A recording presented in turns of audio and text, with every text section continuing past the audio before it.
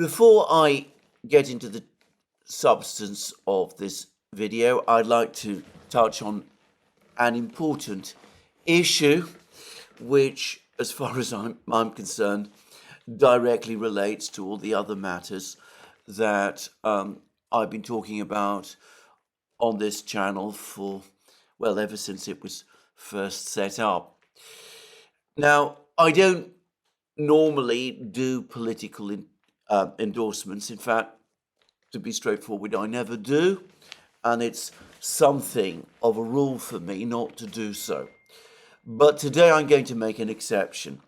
The European Parliament elections are coming up soon, and two MEPs, members of the European Parliament, are up for re-election. These are Claire Daly and Mick Wallace. Claire Daly represents, I understand, a constituency in Dublin. Mick Wallace has a constituency elsewhere in Ireland, which, by the way, I notice includes the town of Wexford, which is famous, or perhaps I should say infamous, in both Irish and British history as the scene of a major atrocity conducted by Cromwell's troops in the 17th century in Ireland. Anyway, these two MPs have been two of the only voices of sanity and reason in the European Parliament over the last few years, even as the global situation has deteriorated. And to say it frankly, they've been not just two of the most outspoken dissident voices in the European Parliament, but two of the essential voices in the European Parliament. Without them, to be frank, listening to European Parliament debates would be absolutely unbearable. The only time I any longer take the trouble of switching on and appraising myself of what has been said at the European Parliament is when either of these two courageous MPs have been speaking. Now, what I'm hearing is that, unsurprisingly, in their two constituencies, as they seek re-election, all the usual people have been out saying all the usual things about them, about the fact that they are agents of the person in the Kremlin, even darker things apparently, all the usual things that all of us who've had to speak out and discuss the situation as it actually is, find ourselves facing. And I don't know how effective these attacks have been, but I've been told by some that they are starting to gain some traction. Now, I find that, to be frank, dismaying. Ireland, of all places, with its tormented history, a place, by the way, I know I've been to both Dublin and other parts of Ireland and have huge affection and admiration for the people there, and have noticed, by the way, how deeply understanding they are of international politics in a way that you rarely find in other places in Europe, precisely because of the history that Ireland has had to live through. Well, I would have thought that the one place where MPs like Claire Daly and Mick Wallace would have good prospects of re-election would be Ireland. Certainly, that is the Ireland I know. Now, I know that there are lots of people in Ireland who do follow this channel and who follow us on the Duran, and I hope some of them are listening to this program, and I hope that some of them also are located in these constituencies. Now, obviously, Claire Daly and Mick Wallace are on the left in politics, which is, by the way, where I started my political journey from. I too was for many years part of the social democratic movement in Britain, a member of the Labour Party, all of those things.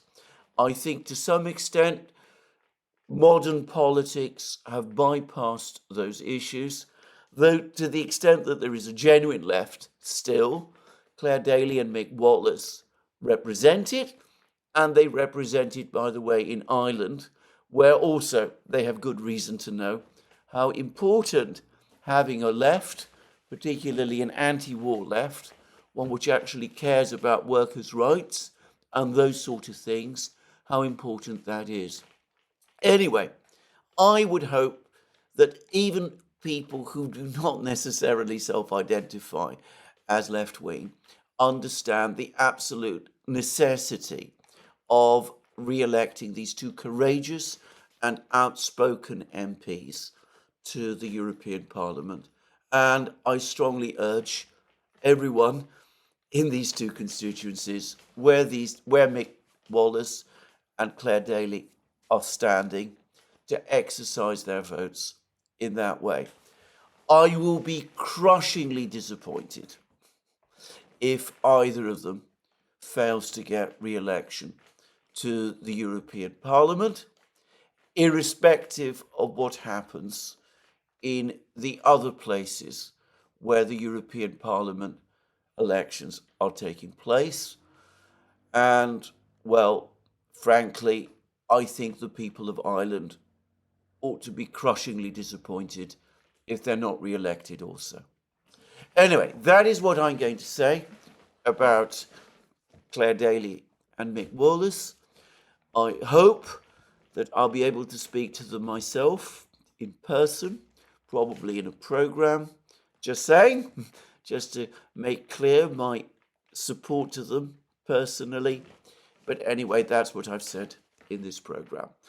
I've broken one of my long-established rules. As I said, I don't generally do political endorsements, especially not political endorsements. But on this issue, I think, well, not just Ireland and Europe, but all humanity, well, it's so important for all of those that I think I'm under a duty to make an exception. Anyway, let's now turn to other things, to the things that are going on in the world. And let us start, as we so often do on these programs, with the situation in Ukraine. And for Ukraine, catastrophe on the battlefields piles on top of disaster. And that's the only way to describe the situation today, as of today. Now, before I proceed with the fighting which is taking place where it really matters, I would just say that this morning the Russian Defense Ministry said or confirmed that the village of Rabotino in Zaporozhye region has now been fully recaptured and is now under the complete control of the Russian army. And I was fascinated to see how the British media, specifically the Daily Telegraph, covers this piece of news. It writes in its live updates of what's going on in Ukraine. It writes this: the Russian Defense Ministry has claims to have seized 3 more settlements in Ukraine. The state-owned news agency RIA has reported. 2 of the settlements, Glubokie and Lukiansky, we'll come to them, are in Kharkov region, and 1, Rabotino, is in the Zaporozhye region, according to the report. And that's what the Daily Telegraph has to say. Now, contrast that with what we were hearing about Rabotino throughout the summer of last year, when the Ukrainian offensive basically got bogged down trying to capture this village. Thousands of men and machines were destroyed trying to capture this small village, really a hamlet, I understand. And I can also remember rhapsodic articles in the Daily Telegraph when Ukraine finally told us that Rabotino had indeed been captured by Ukraine. I remember the Daily Telegraph reporting an interview with the commander of the Tavria group of forces in this sector, saying that Rabotino was the key to victory, with Rabotino finally captured and the Ukrainians able to advance beyond Rabotino. The momentum of Ukraine's otherwise stalled summer 2023 offensive would not only return, but would accelerate. Tokmak was next, Melitopol thereafter, and the Black Sea, the Sea of Azov, was there just over the horizon. So that was what they were saying. Then, now we're told two of the settlements the Russians claim to have captured, Glubokie and Lukyansky, are in the Kharkov region, and one, Rabotino, is in the Zaporozhye region. That's all they have to say. It's just written about in this incidental, passing fashion. I doubt that in Ukraine people will take news of the loss of Rabotino, if of course they're told about it, which is unlikely. But anyway, they will hear about it because many of them undoubtedly do get their news from Russian information sources, even though technically most of them are banned in Ukraine. But anyway, I doubt that people in Ukraine will take this news quite so lightly. Given how important Rabotino became in the summer 2023 offensive, given how many men and machines, including, by the way, a Challenger tank, were destroyed in the vicinity of Rabotino at various times in all the various fighting that has taken place there, given the fact that Zelensky himself a couple of weeks ago actually visited or claimed to have visited Rabotino in order to encourage the troops, the Ukrainian troops in Rabotino, to defend the village to the last and to hold back the Russians. Well, I think that in Ukraine, the loss of Rabotino, coming on top of all the other disasters that are taking place across the entire battlefronts, is going to come as a major blow especially to Ukraine's morale. Now, for the record, just to repeat again, my own view is that Rabotino and Zaporozhye region are a sideshow. The main battles are taking place in Donbass and now in Kharkov region. The fighting in Rabotino was a diversion. I was completely unable to understand why Ukraine, from a military point of view, made such a commitment to defending Rabotino. The fact that they did so is a sign of how important it was in terms of maintaining Ukrainian morale. But anyway, with Rabotino having been recaptured by the Russian army, I'm assuming that the rest of Bradley Square, the entire territory captured by Ukraine in the Zaporozhye area between the two villages of Rabotino and Verbovoye, is now fully back under Russian control. And presumably, and before very long, the Russians will have returned to the positions they occupied in June 2023, a year ago, before Ukraine's disastrous summer offensive was launched. Anyway, I'm not going to spend any more time talking about Rabotino. What is happening in the places that really matter? And I said that catastrophe was piling on top of disaster. Well, yesterday, the Ukrainian General Staff published an extraordinary message.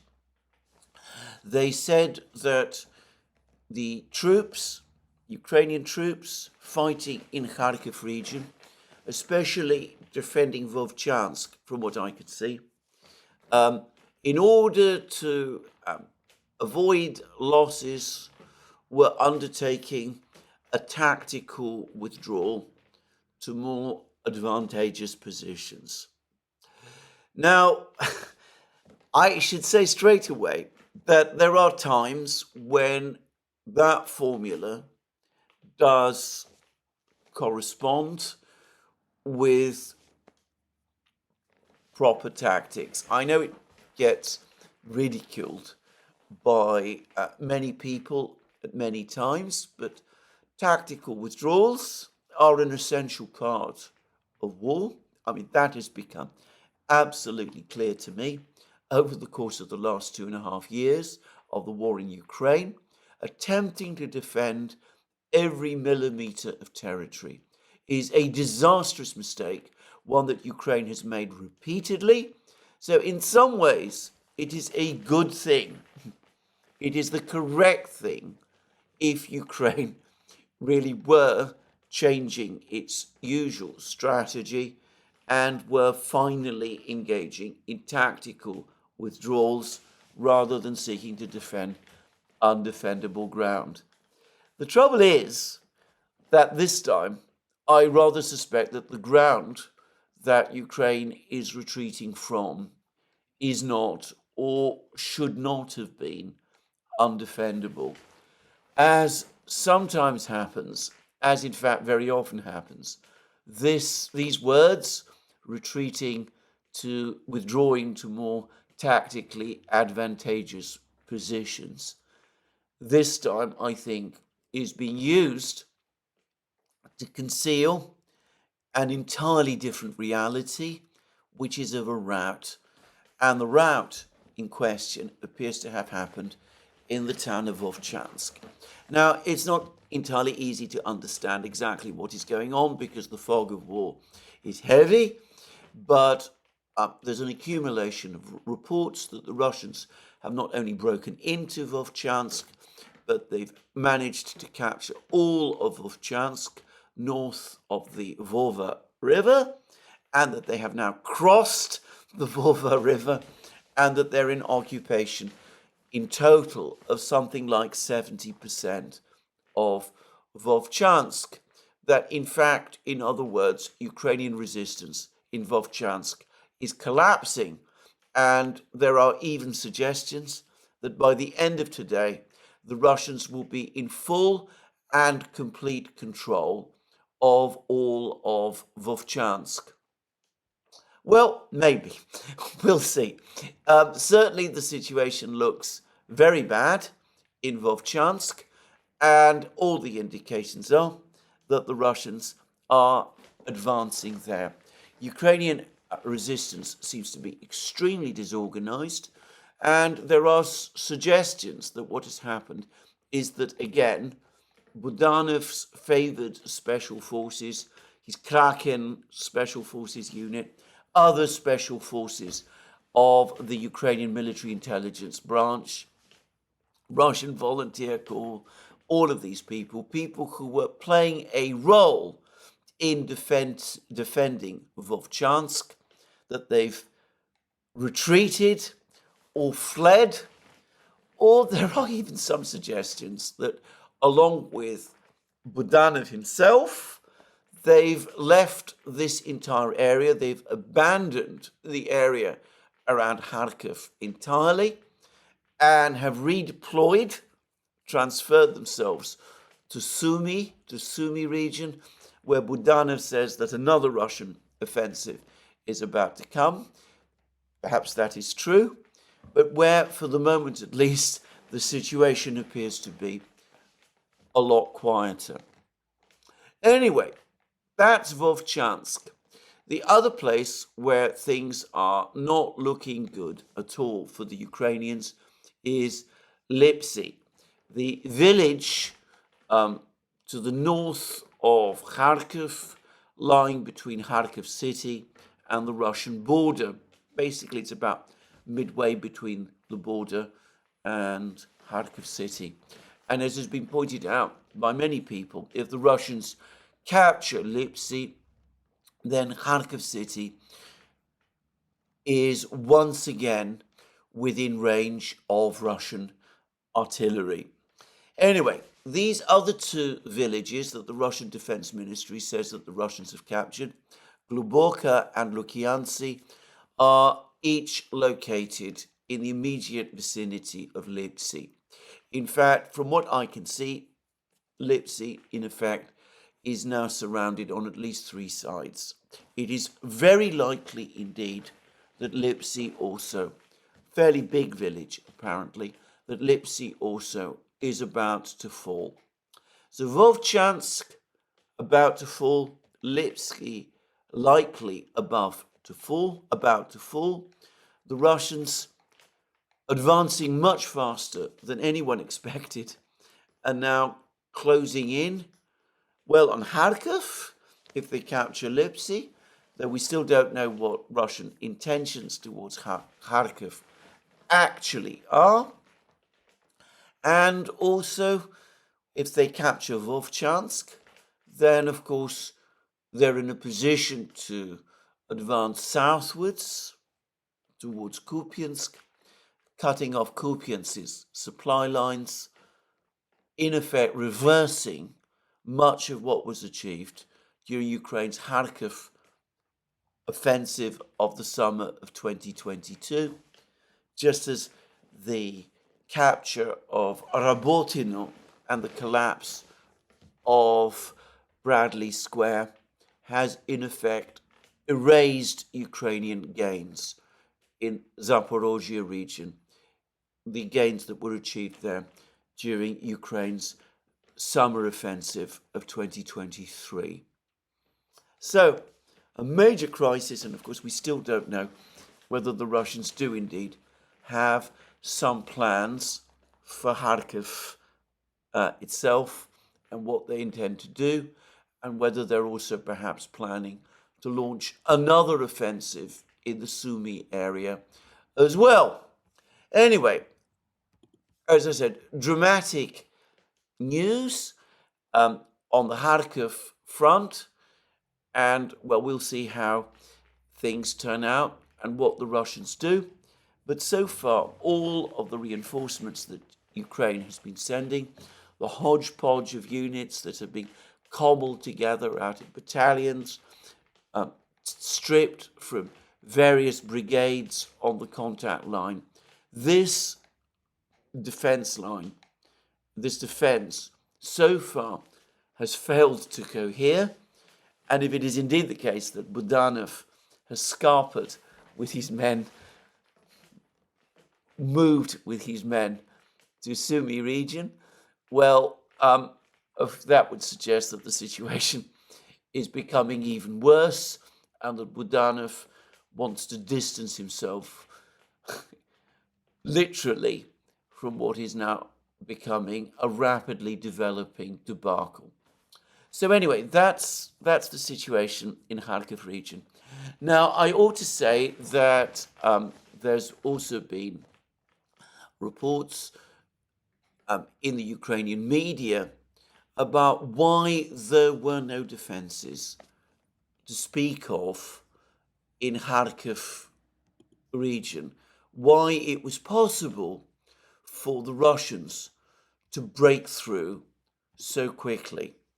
And there is apparently been a study by the Measure Anti-Corruption Center, which I must admit I've never heard of, headed by a Ukrainian activist. Some suggest that she's actually an MP, but I don't know whether that is really correct. Anyway, headed by Martina Bohuslavets. And this report says that, asks the question, Where were all the fortifications that were supposed to have been created in this area in Kharkov region? And apparently this report says that the money that was supposed to go into constructing the fortification was instead transferred to various front companies, of avatars, and anyway, it's all been embezzled away.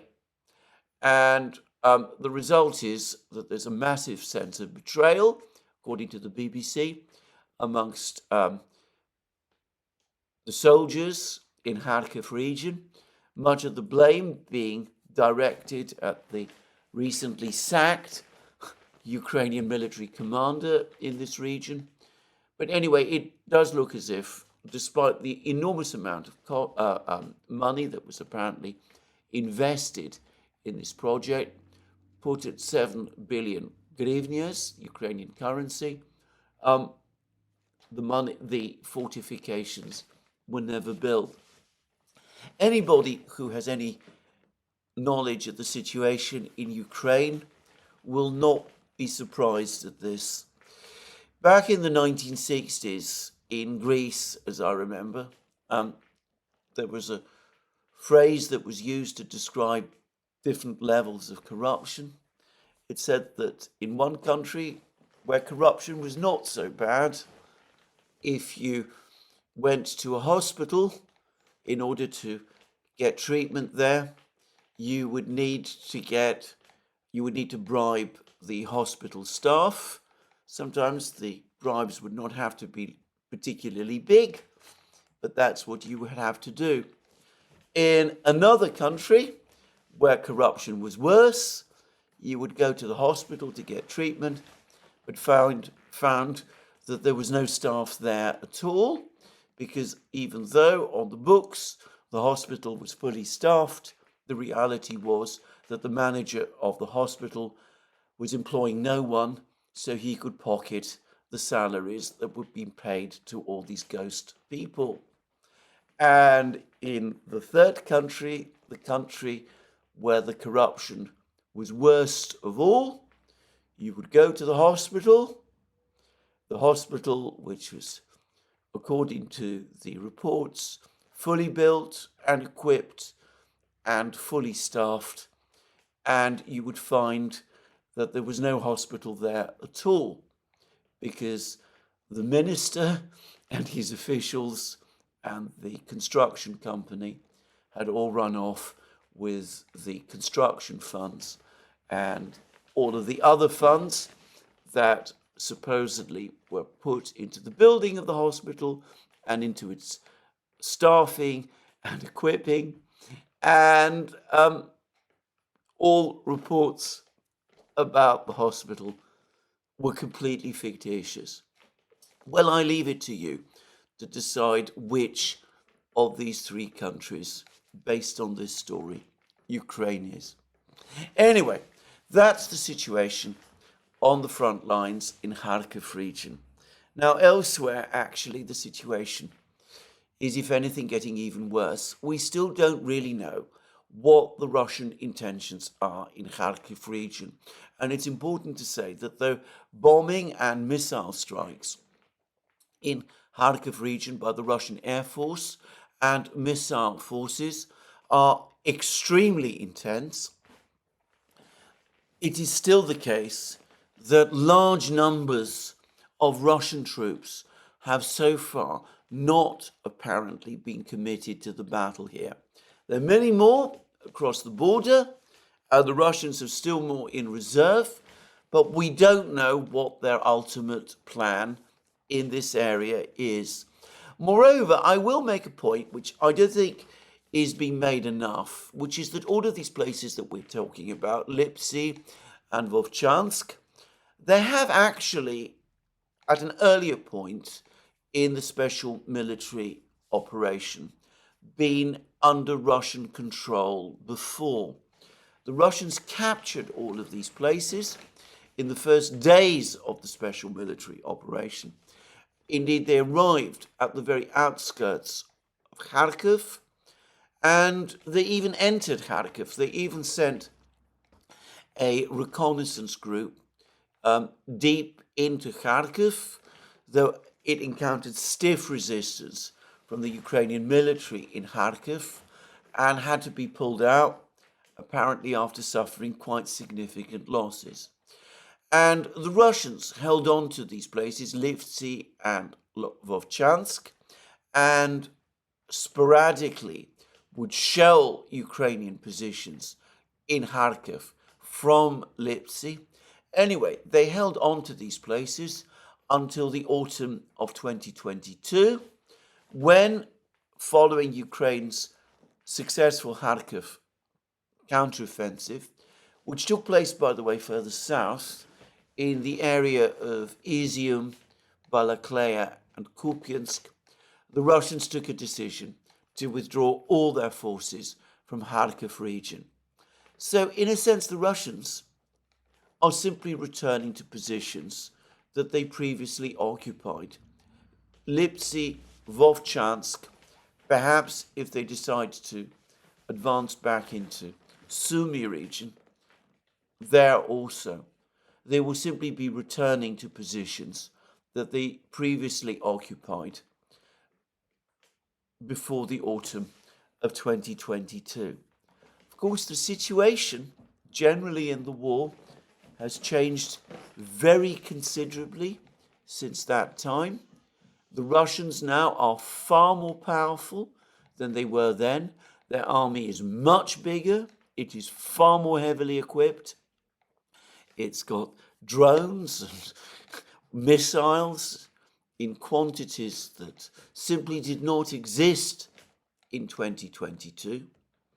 And one gets the sense that the Ukrainians, for their part, were much stronger in 2022 and are much weaker now.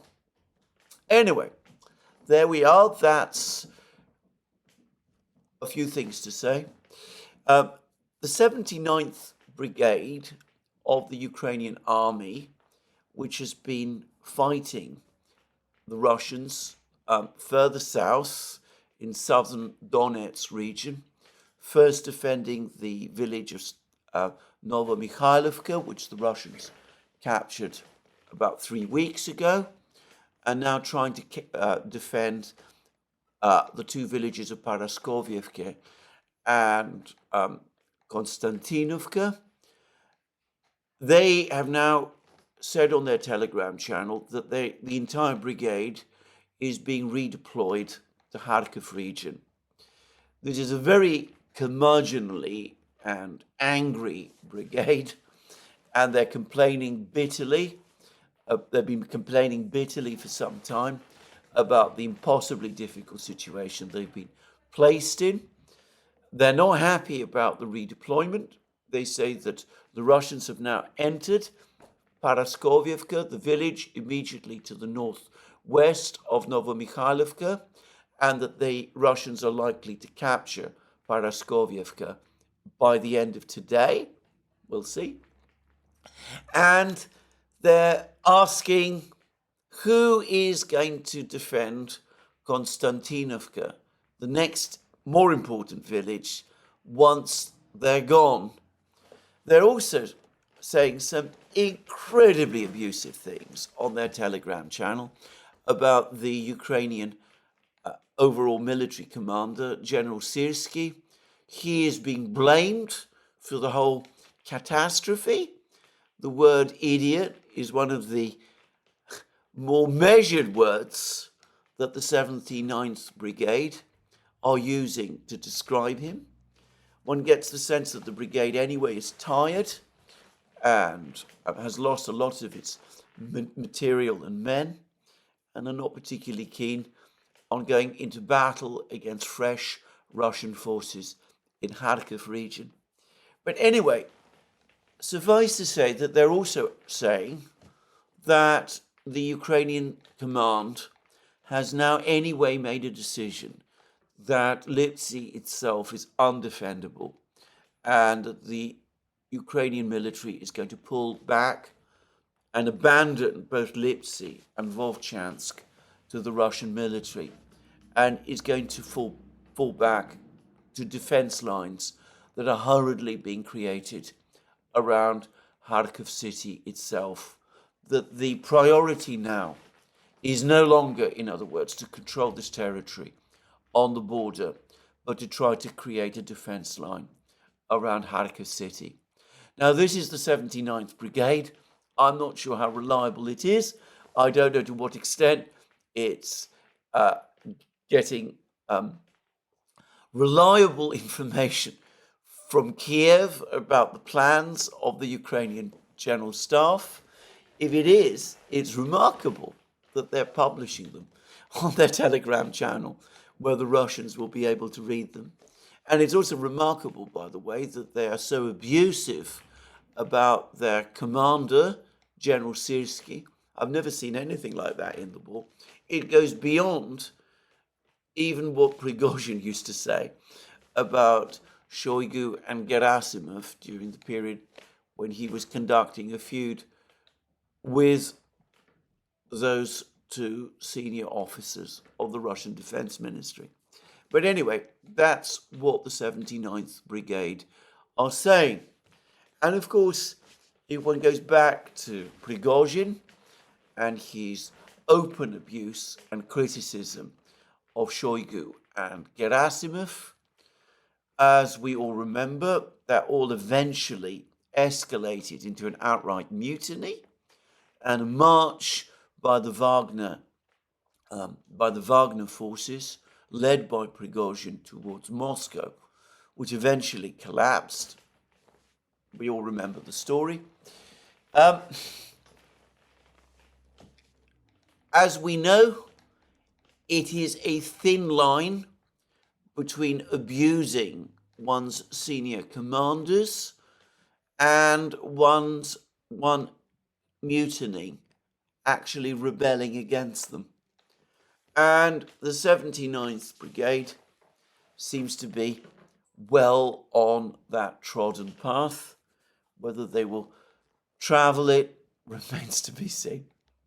Anyway, there we are. That's Kharkov region. That's all I'm going to say about Kharkov region. What's going on in other places? Well, as I said, in other places, the situation, if anything, is actually turning out even worse. So, it seems that in the Chasiv Yar area, the Russians have achieved some kind of a breakthrough northeast of Chasiv Yar. There are reports that Russian troops advancing from the Bogdanovka area have now captured the high ground that the Ukrainians were using to try to hold them back, and that they have now indeed finally reached the village of Kalinina. Now, after Bogdanovka fell, there were reports that Russian reconnaissance groups had come close to Kalinina, but it's clear that there was never a sustained attempt by the Russians to storm this small village. But it seems that that now is about to happen, that the Russians have captured the high ground, that they're close to Kalinina itself, that they're preparing a storming operation to take Kalinina. And of course, this reflects the fact that the Ukrainians have recently redeployed many of their best forces from Chasiv Yar. They've redeployed some of them to the Kharkov region, where the battle is now raging. Now, the point about Kalinina is that it brings the Russians closer in this very area to the Seversky Donetsk Canal, and it brings the Russians close to further crossing points along this canal. So there were some reports some days ago that the Russians had advanced along railway lines and were already operating in the northeastern part of Chasiv Yar, perhaps beyond the line of the canal itself, or perhaps just east of the canal. It's difficult for me to say, but it does look as if the Russians might soon be in a position to cross the canal in force north of Chasiv Yar.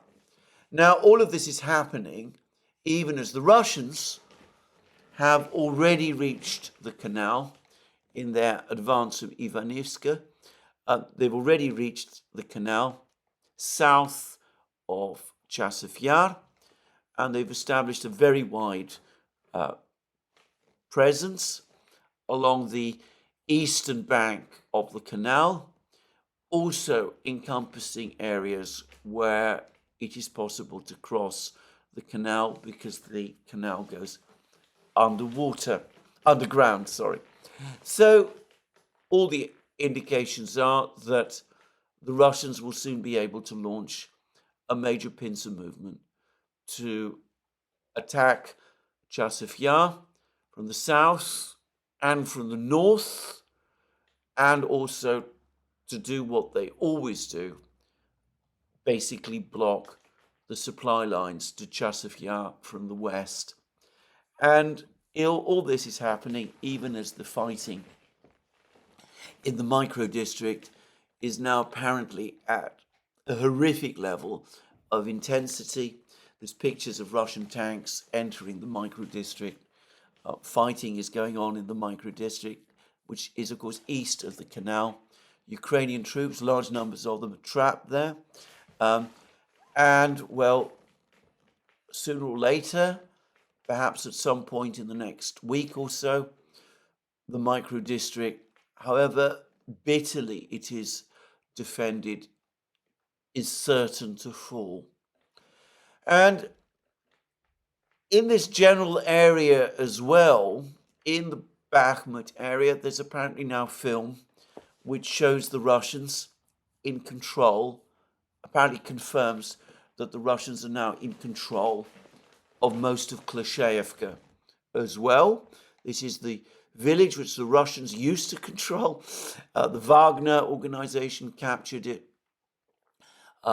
in the fighting in the winter and the winter and early spring of 2023 as part of the general drive to capture the town of Bakhmut, which of course the Wagner organization did eventually capture.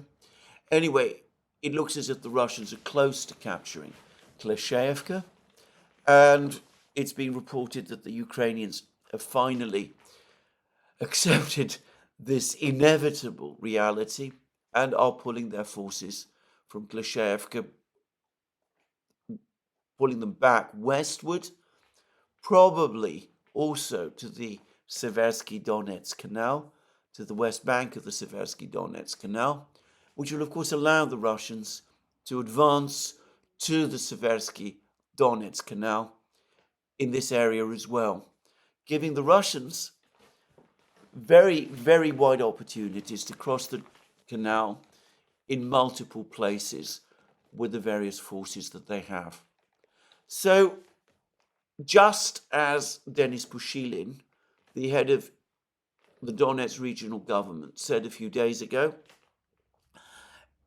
and as General Pavlyuk, the Ukrainian ground forces commander, also hinted, it's starting to look as if the Battle of Chasiv Yar, which I think many people expected would go on for months, is coming towards its decisive point. There's obviously still a lot of fighting to do. There are still large numbers of Ukrainian troops trying to defend Chasiv Yar. Ukraine has still concentrated many of its best troops there, but the Russians look like they're in a position very soon to break through the main defense lines, engulf Chasiv Yar, attack the urban area from multiple directions, and break Ukrainian resistance there, as they did in Avdiivka and Bakhmut itself, and in so many other places. And All of this is happening at the very same time as we now have, I think, definite confirmation that the Ukrainians now only hold a small area of Krasnogorovka, another town similar in size, by the way, to Chasiv Yar. Close, further south, closer to Donetsk. This is this town south of Avdiivka, north of Marinka. The Russians are now in control of apparently nearly all of this town. And there's some suggestions that the Ukrainians might retreat from Krasnogorovka either today or over the course of the next few days. The remaining part of Krasnogorovka under Ukrainian control is small and apparently barely defendable. All the major fortified positions in Krasnogorovka have been captured. All the high-rise buildings, which had been made into virtual fortresses, have also been captured. So it looks like Krasnogorovka is about to fall. So Krasnogorovka about to fall, Volchansk perhaps also about to fall. Volchansk, 17,000 people, Krasnogorovka, apparently around 12,000 people, Chasiv Yar, 14,000 people, if my memory serves me rightly. One gets a sense of the size of these towns, not huge urban centres, but certainly places of some size and of some importance, and in terms of the conflict, of significant tactical importance as well. So Krasnogorovka about to fall, even as all of these other places are about to fall. And more reports still of the Russians pushing forward, advancing in other places. They've apparently successfully cleared all of the territory south of Umanska, another village that they captured some days ago. The Russian Defense Ministry has not yet confirmed this in the Avdiivka Ocheretino area. And anyway, we've had few reports from that part of the battlefronts, but it looks as if the Russian advance in that area west of Avdiivka towards Pokrovsk and Kharkov is unstoppable. So a general crisis for Ukraine on every part of the battlefronts. And I saw somewhere, I think it was the New York Times, but I might have been wrong, an article which also spoke about the crisis in the air defense system. Ukraine is now so short of air defense missiles that more and more Russian cruise missiles are able to get through and inflict devastating damage across Ukraine.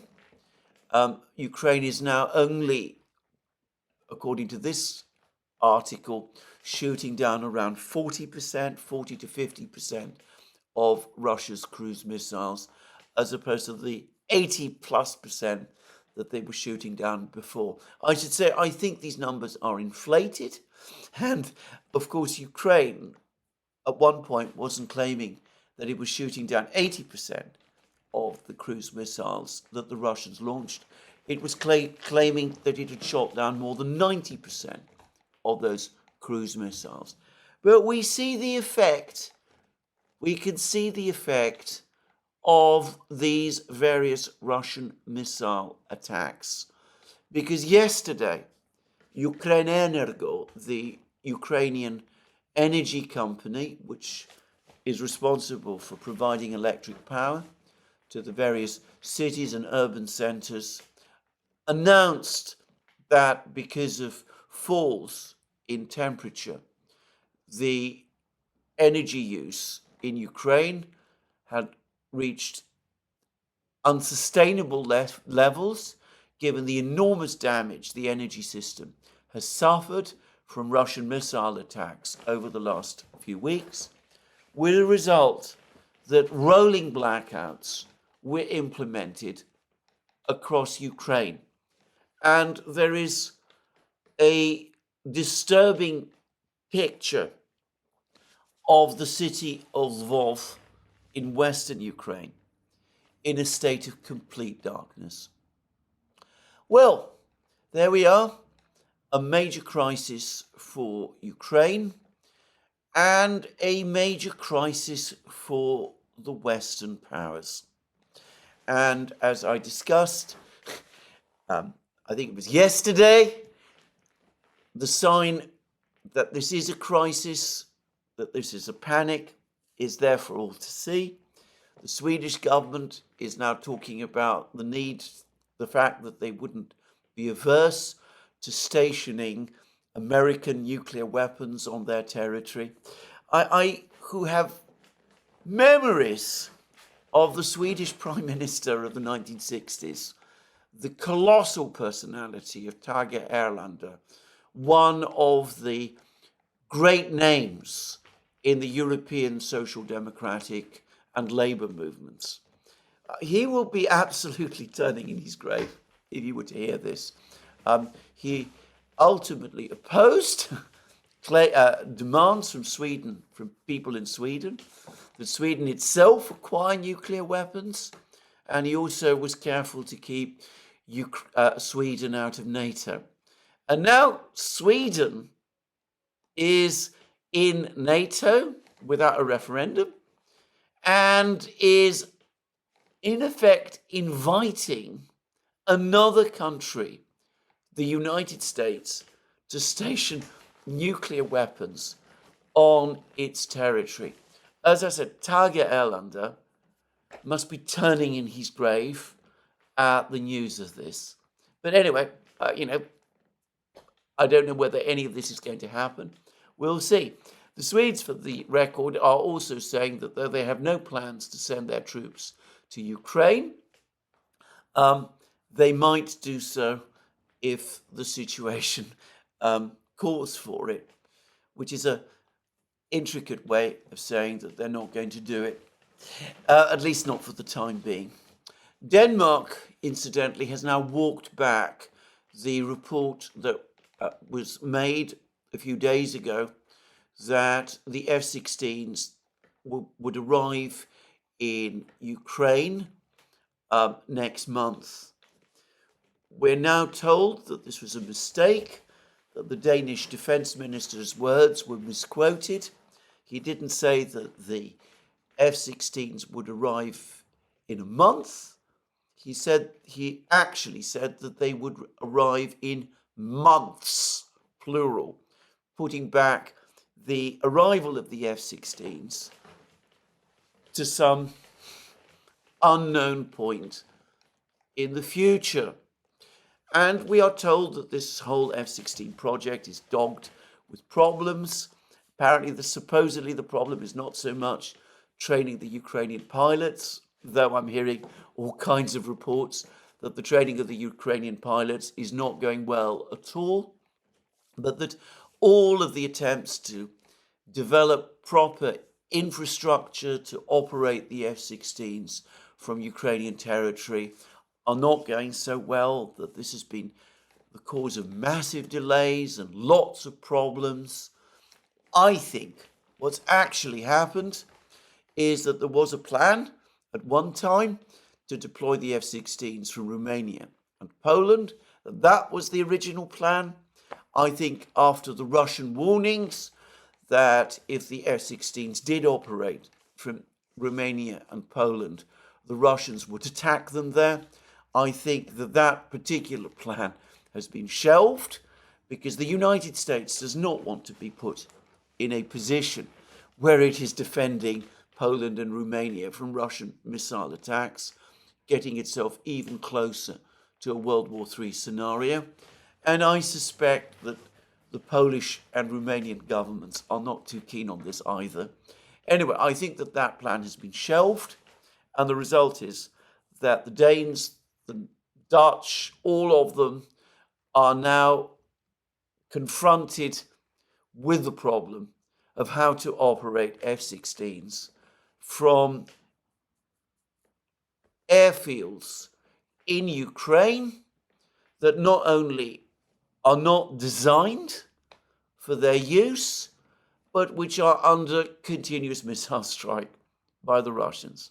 Anyway, Meanwhile, we've had further news that another miracle weapon that we've been hearing so much about is failing in Ukraine.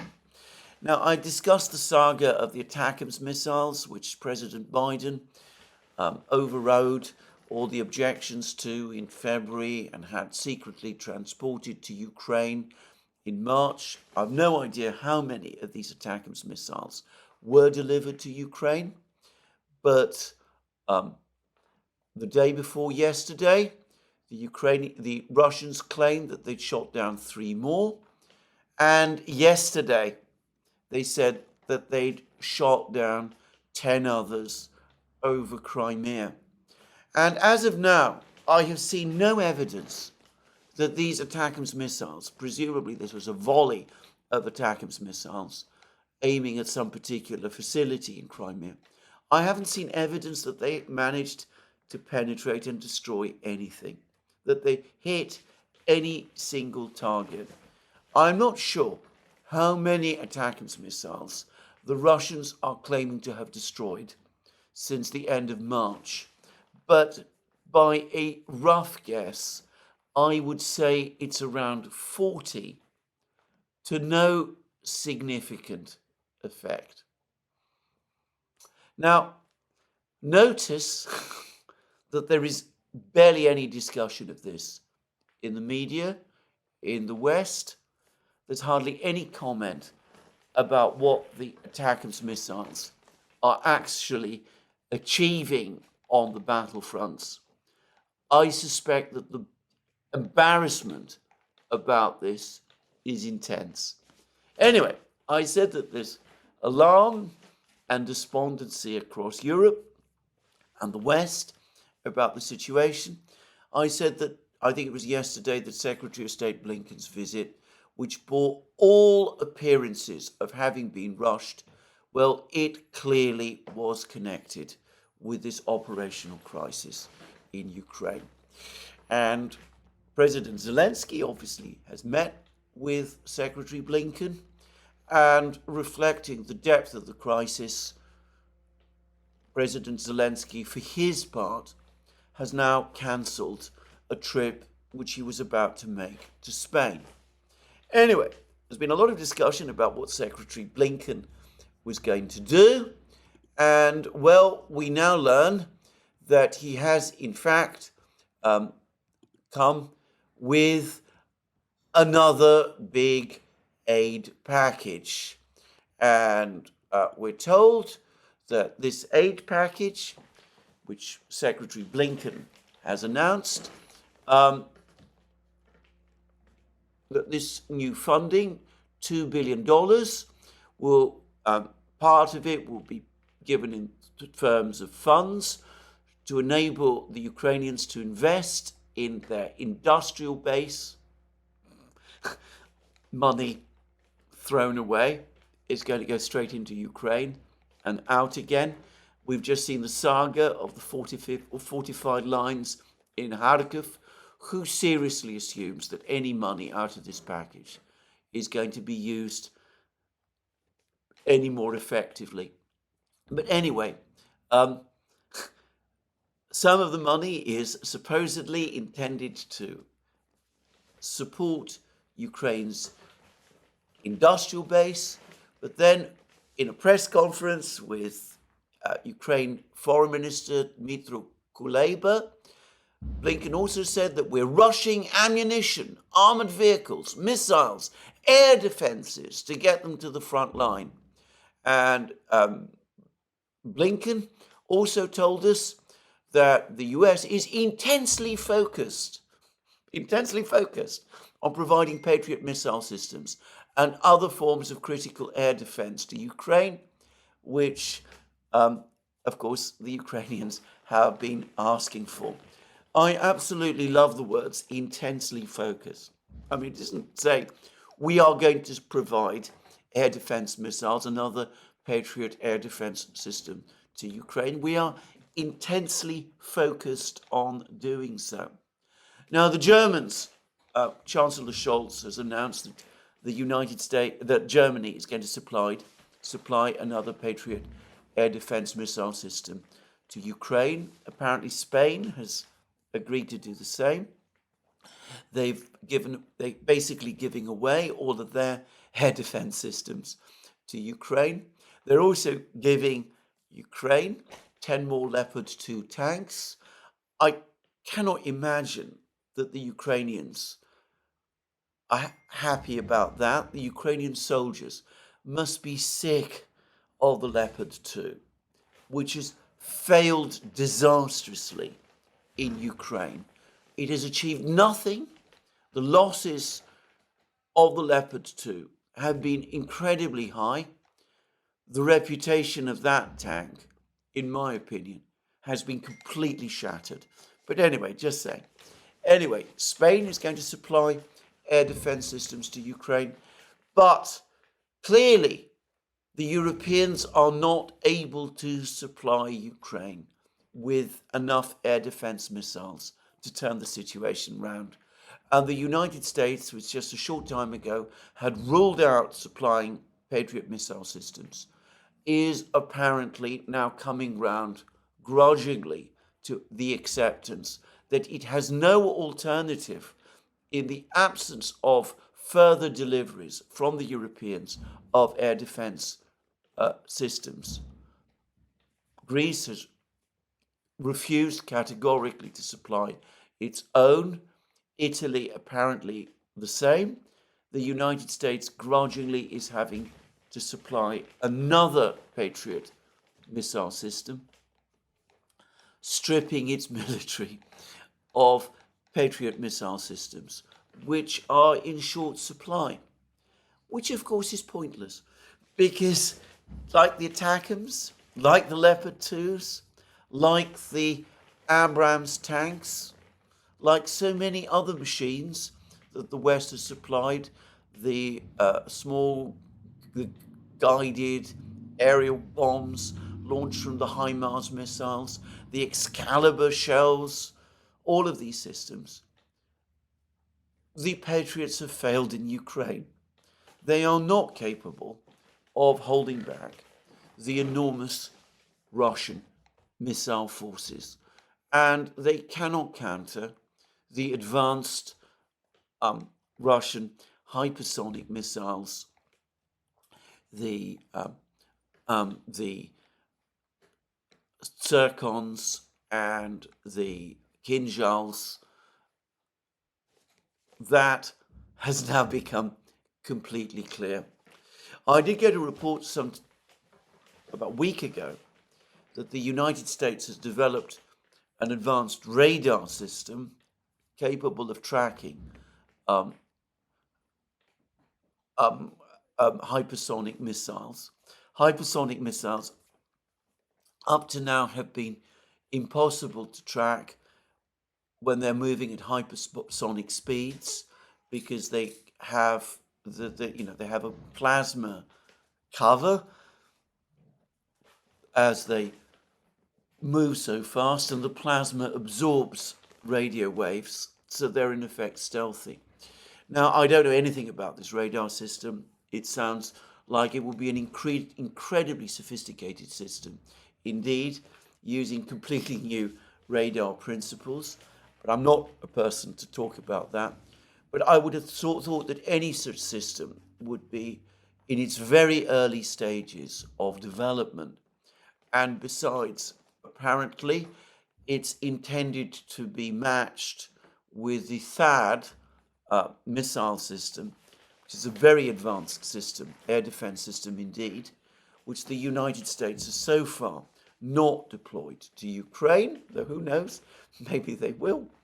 But anyway, I would have thought that the US would be reluctant to supply THAAD missiles to this war zone, given their very high technology and the risk that these systems would not only fail in Ukraine also, but that their secrets would become compromised, with the Russians likely to provide details of them to other American adversaries like Iran and China. So anyway, A very bad situation altogether. Now, I cannot fail to mention something else that Secretary Blinken did whilst he was in Kiev. He went to a restaurant where he had a pizza, and then he allowed himself filmed with a guitar, playing some rock tune, obviously enjoying himself. The Russian part of the internet is full of derision for this display, and I cannot imagine that it has gone down well in Ukraine as well. This is a country which is currently experiencing rolling blackouts, where the economy is under intense strain, where men are being mobilized and sent into battle and are dying in tens of thousands, where ground is being lost and where the war is being lost. And here we have Blinken strutting away with an electric guitar and belting out rock songs. It's been suggested that one of the purposes of Secretary Blinken's visit to Kiev was to improve Ukraine's morale. This display is going to do the exact opposite. To leave the absurdity of this affair to my colleague Alex Christoforou, who has been provided with further proof that indeed we are living in a world of clowns. All I will say, for my own part, is that not for the first time, a senior American diplomat, in fact, in this particular case, the most senior American diplomat, has behaved in a manner which I think most of the rest of the world would find both undignified and, given the gravity of the crisis, completely incomprehensible. Anyway, even as Secretary Blinken belts out his songs in Kiev, another leader, Vladimir Putin, is preparing for his visit to China. And he's given an extremely long and very interesting interview to China's official news agency, Xinhua. I noticed that almost immediately the Kremlin published a full English language text of this interview on its website. Clearly the reporters, the transcribers, the translators at the Kremlin's translators were told that they should under no circumstances delay translating this interview and getting it up. And, well, President Putin talks about the relationship with China in incredibly favorable, euphoric terms. He talks about his good and very strong relationship with President Xi Jinping. He makes some very telling comments about the behavior of the West, the way that in place of international law based on the United Nations, the West has been trying to substitute its own concept of a rules-based international order with rules that no one knows, that are made up on a case-by-case basis and which clearly are intended to benefit the United States and its friends. He also, however, made some very interesting points about Ukraine and about the conflict there. And he gave some insight as to the kind of peace agreement that the Russians would be seeking. And he said this: "We are seeking a comprehensive, sustainable and just settlement of this conflict through peaceful means. This through peaceful means. We are open to a dialogue on Ukraine. Notice, by the way, that he does not speak of a dialogue with Ukraine. We're open to a dialogue on Ukraine, but such negotiations must take into account the interests of all countries, European countries and the United States as well, involved in this conflict, including Russia's. They must also involve a substantive discussion on global stability and security guarantees for Russia's opponents and, naturally, for Russia itself. Needless to say, these must be reliable guarantees. That is where the main problem is, since we are dealing with states whose ruling circles seek to substitute the world order based on international law with an order based on certain rules which they keep talking about but which no one has ever seen, no one has agreed to, and which apparently tend to change depending on the current political situation and interests of those who invent these rules.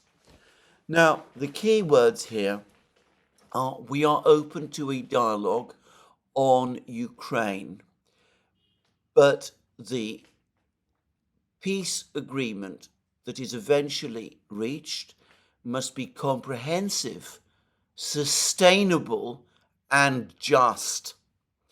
And he makes it absolutely crystal clear that it must go beyond the issue of Ukraine. The talks, the agreement, in other words, leading to this dialogue, the dialogue that will lead to this agreement, must involve a substantive discussion on global stability and security guarantees for Russia's opponents and, naturally, for Russia itself. In other words, what Putin is saying is that there cannot be peace in Ukraine. Put aside the question of the conflict in Ukraine itself, the ongoing conflict in Ukraine, and Putin goes into great length about how the attempt to negotiate an end to that conflict was wrecked with the West's sabotage of the Istanbul Agreement in April 2022. But beyond that conflict, the settlement of that specific conflict, there must also be a substantive discussion clearly intended to lead to long-term sustainable agreements about the security architecture in Europe.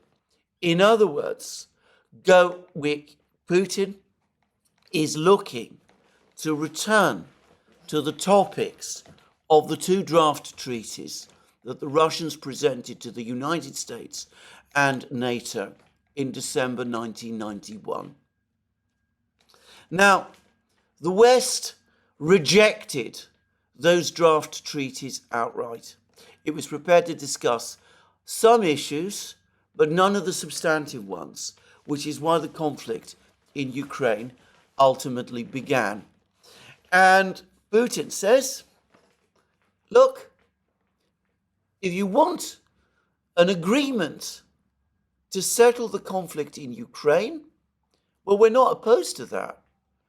But it cannot be separated from this larger issue of European security, the security of all the countries involved in the conflict, all the European states, the United States, but also Russia as well.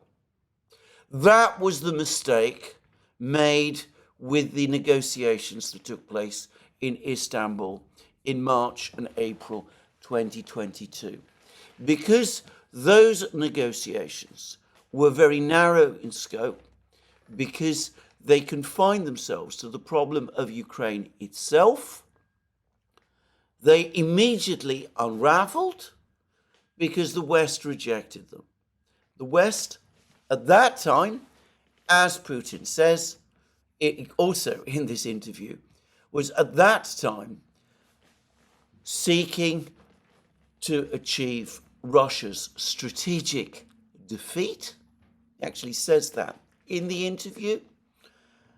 And, well, that clearly is impossible, as subsequent events have shown.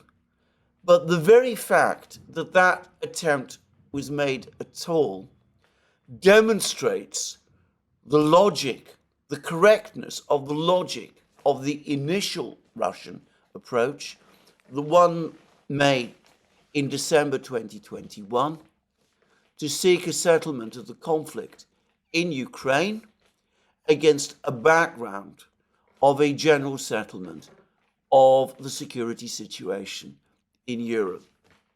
Now, of course, that proposal, those draft treaties that Putin presented to the Americans and to NATO in 2021, they, amongst other things, required a complete withdrawal of all NATO militaries and infrastructure back to the positions that they had in 1998 before NATO's eastward expansion.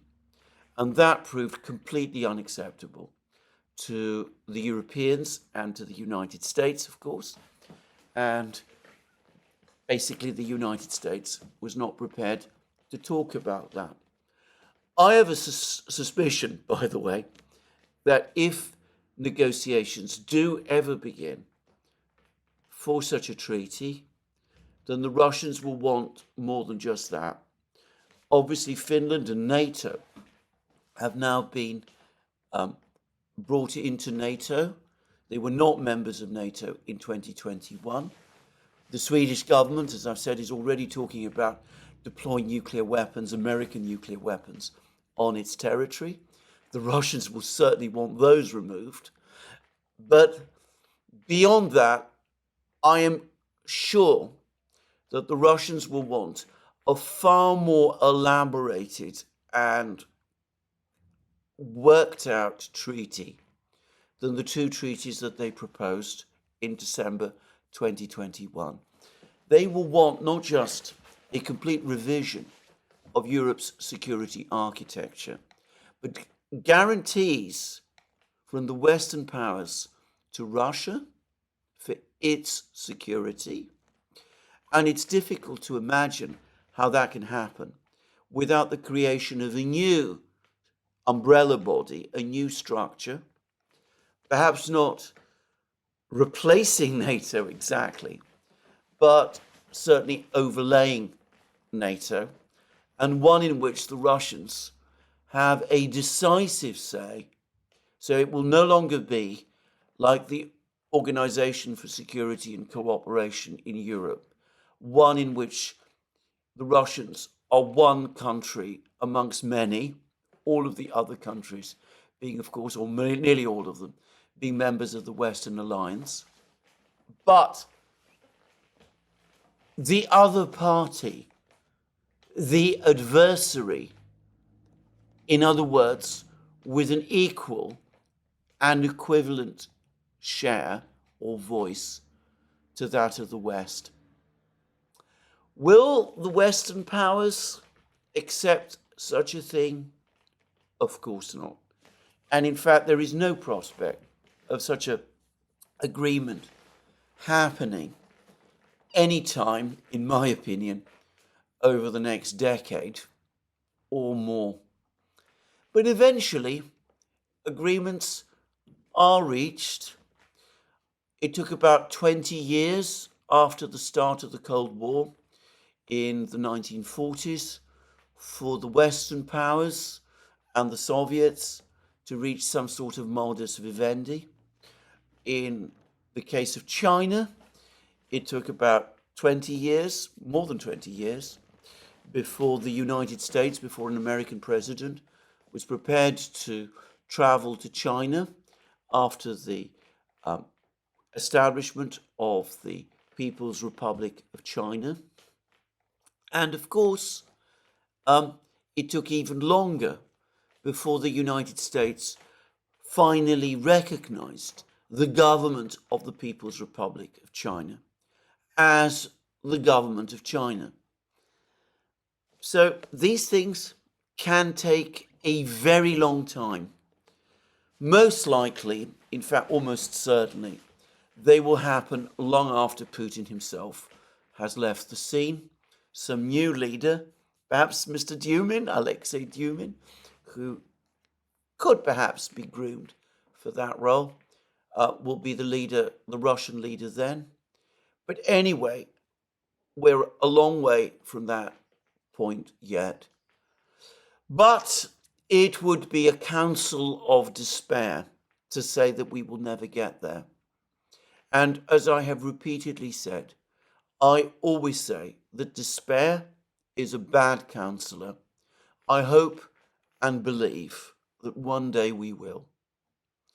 Anyway, moving on, Putin, as I said, is of course on his way to China.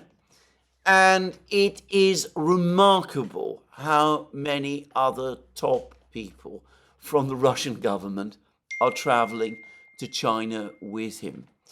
So his foreign minister, the recently reappointed Sergei Lavrov, he's also coming. So, of course, is Putin's long-standing foreign policy aide, Yuri Ushakov, also reappointed as an aide, as a presidential aide. But other heavyweight figures are also coming as well. Sergei Shoigu, the former defense minister, now appointed secretary of the Security Council with overall charge of the military-industrial complex. He's heading to China. So I believe is Alexei Dumin, whom I just mentioned, another aide, perhaps a future leader. Perhaps Putin intends to introduce him to Xi Jinping and to the Chinese leadership.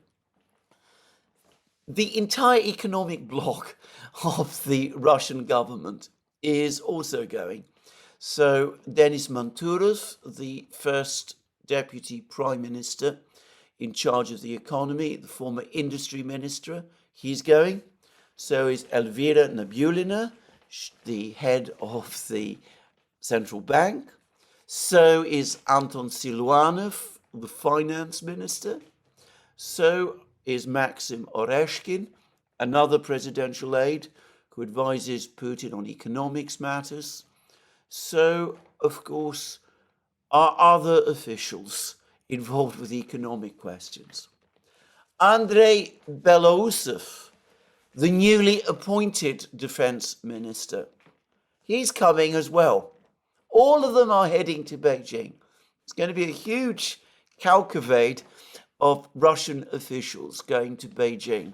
In fact, most of the top people in the Russian government in the 2 days of Putin's visit are going to be in Beijing.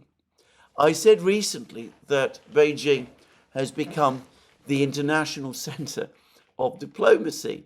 Well, here we see it. Here we see another example. And this is the strongest delegation that China is receiving from any country by far up to this, over the course of this year.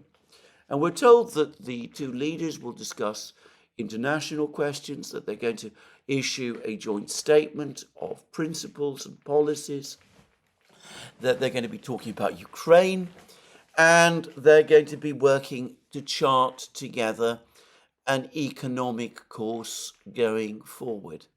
So this is going to be a major, ambitious meeting. And of course, all of these people who I've just talked about are going to meet their Chinese opposite numbers. There's going to be all kinds of committees and things set up. And probably these committees anyway function all the time. It's just that we don't hear about them. And probably virtual discussions between these Russian officials and the Chinese officials continue to take place and take place all the time. This is a massive meeting, and it's starting to make, well, some people in the West nervous. So the Financial Times, which, like much of the Western media, spent its time ignoring the advice of people like Ray McGovern, the person who used to have an overview of Russian and then Chinese policy at the CIA, and he was warning that the Chinese-Russian rapprochement is for real. Anyway, they used to ignore and ridicule this. Anyway, the Financial Times, now they've accepted that this is actually not only for real, but it is representing a major challenge to the West. I'm not going to read the article. It is hugely long and it says nothing that I haven't already talked about many times in many programs. But briefly, it says, its title reads, China, Russia, an economic friendship that could rattle the world. After Putin's invasion of Ukraine, trade links between the two countries have strengthened, so have Beijing's geopolitical ambitions. So how is the West responding? Well, the United States has just imposed 100% tariffs on Chinese electric vehicles, even as Russia has announced that Hongqi, China's premier car brand, the equivalent of China's Rolls-Royce, they provide the limousine that the Chinese leader travels in, the Chinese state limousine. Anyway, they're going to be the official provider of cars for the forthcoming St. Petersburg International Economic Forum in a few weeks' time. So anyway, tariffs on China, sanctions on China, sanctions on more and more of the world, it would seem. Yesterday, warnings from the United States that another country is facing sanctions. This time it's Georgia, which is about to pass a law on foreign agents. There's now increasing criticism of India. And the United States is warning India, its so-called friend, its partner in the Quad, the country that the United States was looking to help it contain China. Anyway, it's now warning India of sanctions because India is pressing ahead with developing its economic links with Iran. Sanctions all over the place. Sanction everybody. Sanction everything. Any country that disagrees with you, you sanction. Disregard the chaos, the problems it's causing for international trade. Ignore the fact that the sanctions are not achieving any of the stated geopolitical or foreign policy objectives.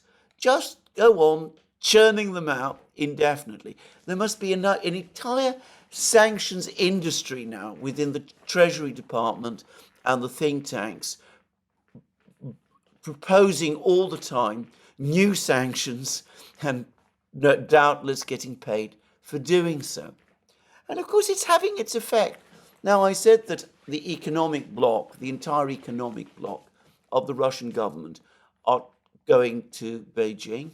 Notice two of the people who are going there, Elvira Nabiullina and Anton Siluanov. Now, normally, if you're just engaging in trade talks, you don't bring your central bank chair and your finance minister with you. But Putin is doing that to China, in the case of China, just as he did so a few weeks ago when he visited first Iran and then also the Gulf states, Saudi Arabia and the UAE. And why are these people from the finance side going? Well, it's obvious, because they're working with their Chinese counterparts as they've worked with their Iranian and Arab counterparts on setting up this new global financial and trade system that the BRICS are busy working on. So that's what sanctions does. It doesn't just annoy everybody. It doesn't just wreck world trade. It creates an alternative financial system and global trading system to your own. It astonishes me that people in the United States cannot grasp this. But there we are, understanding political decisions that come out of Washington is becoming increasingly difficult, at least for me. We have secretaries of state strumming on guitars in the middle of a war. We have a US Senator, Lindsey Graham, banging the table, saying that just as it's fully right for the United States to drop atomic bombs on Japan in 1945, so it's right for Israel to bomb Gaza. I have to say, I thought that was a disastrous analogy to make, by the way, just saying. And floating the whole idea of atomic bombs, even in a historical context, seems to me an incredible thing to do. Anyway, the picture of Lindsey Graham getting furious and banging the table as he was saying it, I have to say, it left me incredulous. I think it leaves much of the world incredulous also. And well, we see the results. Well, this is where I'm going to finish my program today. No doubt over the next few days, we'll be getting more, both from the battlefronts in Ukraine and from we'll be seeing the results of Putin's trip to Beijing. Meanwhile, this is where I end my program. Just to remind you again that you can find all our programs on our various platforms, Locals, Rumble and X. You can support our work via Patreon and Subscribestar. Don't forget also to check out our shop. Get yourself the amazing things there, our magic mugs, our hats, our hoodies, our t-shirts, our sweatshirts, all those great things. And last but not least, if you've liked this video, please remember to tick the like button and to check your subscription to this channel. That's me for today. More from me soon. Have a very good day.